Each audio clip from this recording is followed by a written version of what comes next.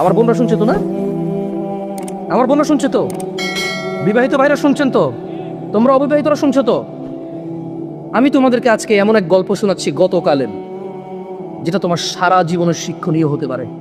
আর আজকের দিন আমি বিলিভ করি, যদি আমি এরপর আর একটা বক্তব্য না দিই, একটা হাদিস, একটা আয়াত না বলো, যদি ওয়াখির দাওয়ানা আলহামদুলিল্লাহি রাব্বিল আলামিন বলে চলে যাই, আমার এখানে আসার সার্থক যদি তোমরা বুঝতে পারো। আমার তোমরা মনোযোগ দিয়ে শোনো, কথাটা মনোযোগ দিয়ে শুনবেন। এখানে অবিবাহিত কারা আছো? হাত তোলো তো, অবিবাহিত কারা আছো?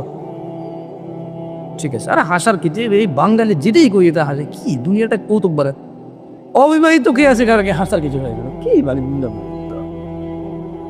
এটাও হাসার কিছু ভাই? আমি এখানে বললাম যে অবিবাহিত কারা আছে, সবাই হাসা শুরু করতো, মানে কি? আমি তেমন কখনো ব্যক্তিগত বিষয়ে তেমন বলি না মাহফিলে, এটা আপনারা অনেকে হয়তো জানেন যারা আমাকে চিনেন।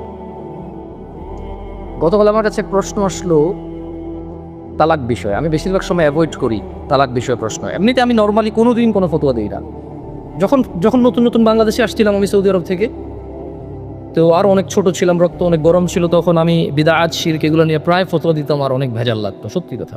আল্লাহ আমাকে আশ্রয় দিয়েছে। এখন আমার উস্তাদরা, বড়রা যারা আছে, তারা আমাকে বললো যে জামশেদ, তুমি ফতোয়া দিও না, কোরআন সুন্নাহ থেকে মানুষকে তুমি আহ্বান করো, ভালোর দিকে ডাকো, মন্দের দিকে নিষেধ করো, আল্লাহ তোমাকে যতটুকু তৌফিক দিয়েছে। ফতোয়া অনেক বিস্তর বিষয়, অনেক সিচুয়েশনের উপরে ফতোয়া চেঞ্জ হয়। দেখা যায় একই বিষয়, মানে সাবজেক্ট এক, পরিস্থিতিতে দুই রকম অ্যান্সার। তো তোমার এখনো সেই প্রজ্ঞা যদি না হয় তুমি দিও না, আর প্রজ্ঞা হলে দিও। তা আমি ওনাদের কথা চিন্তা করেছি যে আমার সেই প্রজ্ঞা হয়নি যে আমি দিব। কারণ এখানে হানাফিরা বলে যে একসাথে 3 তালাক দিলে হয়ে যায়, আর শাফি হাম্বালিরা বলে যে যতবারই তালাক দেয় একবার। এখন যারা হানাফি নিজেদেরকে বলে, ওনারাও কিছু দলাইল পেশ করে, আর যারা শাফি মালাকি আছে বা আহলে হাদিস সালাফি আছে, তারাও সূরা বাকারার মধ্যে যেমন তালাকু মাররাতান, তালাক 2 বার, মানে 2 দফায়, এভাবে দিয়ে বলে। তো আমি চিন্তা করছি এটা বড়দের বিষয়। কার বিষয়? এটা আমার ম্যাটার না, আমার এত জিম্মেদারি নেওয়ার এখনো অতটুকু যোগ্যতা হয়নি। তো বেশিরভাগ তালাকের যখন প্রশ্ন আসে, আমি বড় বড় আলেম যাদেরকে চিনি, যেমন আমি সৌদি আরবে ছিলাম, তাহলে বেশিরভাগ যাদেরকে আমি চিনি তারা মদিনা ইউনিভার্সিটির স্কলার।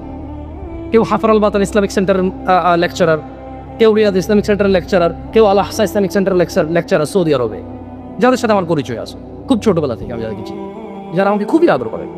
তো আমি যেটা করি, যখন এই তালাকের মাসলা মাসাইল আসে, নর্মালি কোনো প্রশ্ন আসলে আমি জবাব দিই না, কিচ্ছু রিপ্লাই করি না, কারণ আমি জানি আমি ফতোয়া দিব না, আমি ইগনোর করার চেষ্টা করি। খুব সহজ থেকে সহজ প্রশ্ন আসলো দিতে চাই না, কাউকে না কাউকে ট্রান্সফার করে দিই। তো ওই একটা বোন মেসেজ লিখলো, আমি ওয়ালাইকুম আসসালাম দিয়ে লিখেছি আপনি যে কোনো প্রশ্ন লিখে করেন।